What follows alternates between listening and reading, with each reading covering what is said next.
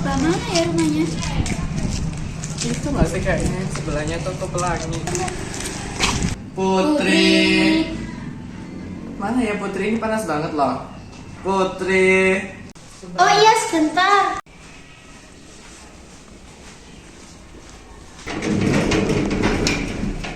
Masuk ya. Assalamualaikum. Misi.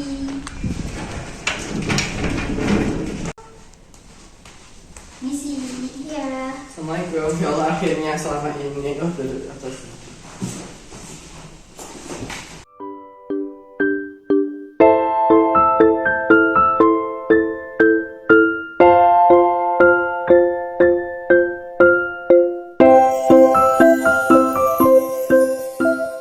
Naila. Mana Naila? Naila mana sih kok nggak datang-datang? Iya, coba kamu telepon Jas. Iya bentar ya, coba aku telepon. Halo Nay. Halo Ces, Udah sampai mana? iya ini udah deket kok, bentar lagi Oh, sampai. ya udah. Ini teman-teman udah pada ngumpul nih, agak cepetan ya.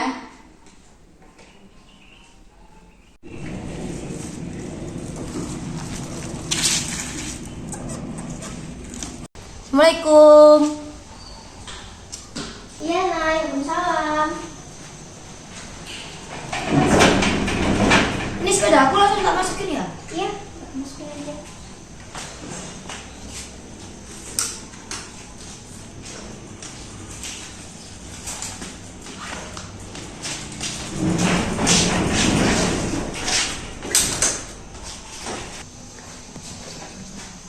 Assalamualaikum. Halo. Kamu dari mana aja Nay? Kok lama banget? Lah iya, lupa Mai karena kecil. Oh ya maaf tadi aku datangnya telat soalnya aku bangunnya kesiangan. Astagfirullah. Yaudah, sekarang langsung lanjut aja.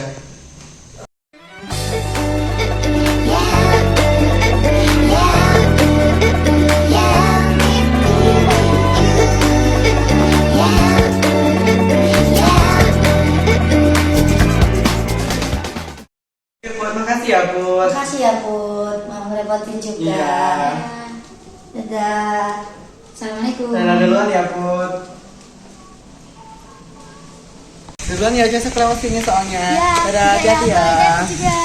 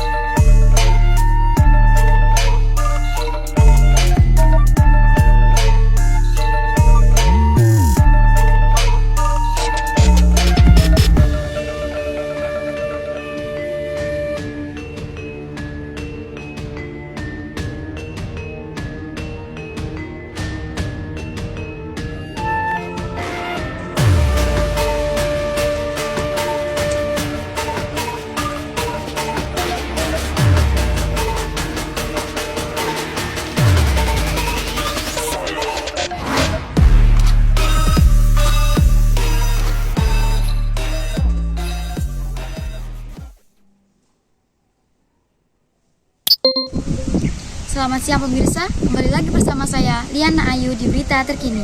Selama beberapa menit ke depan, saya akan menjelaskan hasil keputusan Soekarno dalam pengesahan Dekret 5 Juli 1959 pada pukul 17.00 waktu Indonesia Barat.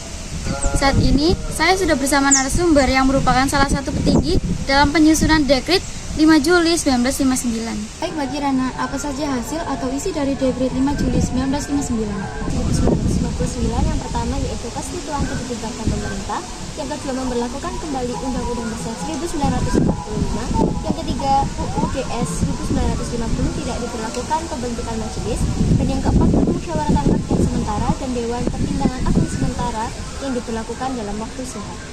Selanjutnya, penyimpangan apa saja yang terjadi selama berlangsungnya demokrasi terpimpin? Penyimpangannya yang pertama pembubaran DPR, yang kedua pengangkatan presiden seumur hidup, yang ketiga penetapan Manipul sebagai GBHN, yang keempat pembentukan lembaga-lembaga Nasakom, dan yang terakhir pemusatan kekuasaan pada presiden.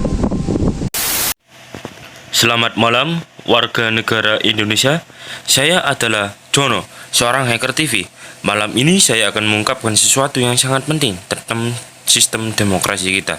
Selama beberapa tahun terakhir, kita telah hidup dalam sistem demokrasi terpimpin.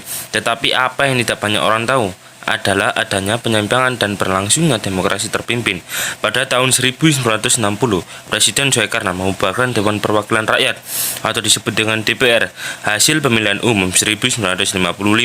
Alasannya DPR tidak mendukung rancangan anggaran pendapatan dan belanja 1960 yang diajukan oleh pemerintah. Hal ini merupakan penyimpangan terhadap Undang-Undang Dasar 1945 pasal 20 ayat 1 yang menyatakan bahwa DPR berhak mengesahkan undang-undang anggaran bersama dengan Presiden. Selain itu, hal ini juga melanggar prinsip demokrasi yang menghargai perbedaan pendapat dan aspirasi rakyat. Setelah itu, pada tahun 1963, Majelis Permusyawaratan Rakyat Sementara atau disebut dengan MPRS mengangkat Presiden Soekarno sebagai presiden seumur hidup melalui TAPIS MPRS nomor 3/MPRS/1963-2. Hal ini bertentangan dengan Undang-Undang Dasar 1945 pasal 7 ayat 1 yang menyatakan bahwa presiden dan wakil presiden memegang jabatan selama 5 tahun dan sesudahnya dapat dipilih kembali. Hal ini juga menyalahi prinsip demokrasi yang menghendaki adanya persiapan. Lalu, Manifesto Politik Republik Indonesia atau disebut dengan Monipol sebagai garis-garis besar haluan negara GBHN melalui TAP MPRS nomor 4 MPRS 1964. Dengan penetapan ini, MPRS seolah-olah menyerahkan haknya untuk menetapkan GBHN kepada Presiden, padahal Undang-Undang Dasar 1945 pasal 3 ayat 1 menyatakan bahwa MPRS berwenang menyusun dan membuka Undang-Undang Dasar serta menetapkan haluan negara ini. Hal ini juga melanggar prinsip demokrasi yang mengharuskan adanya pembagian kekuasaan antara lembaga-lembaga negara. Selanjutnya, Presiden Soekarno membentuk beberapa lembaga negara yang berindikan nasionalisme, agama, komunisme, dan Nasakom. Lembaga-lembaga ini tidak diatur dengan Undang-Undang Dasar 1945, tidak memiliki dasar hukum yang jelas. Selain itu, lembaga-lembaga ini juga cenderung mendukung kepentingan presiden dan mengabaikan aspirasi rakyat.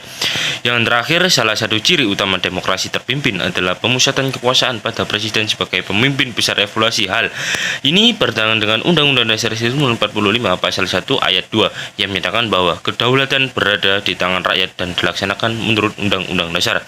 Hal ini melanggar prinsip demokrasi yang menjamin adanya keseimbangan dan pengawasan antara cabang-cabang kekuasaan. Selamat malam.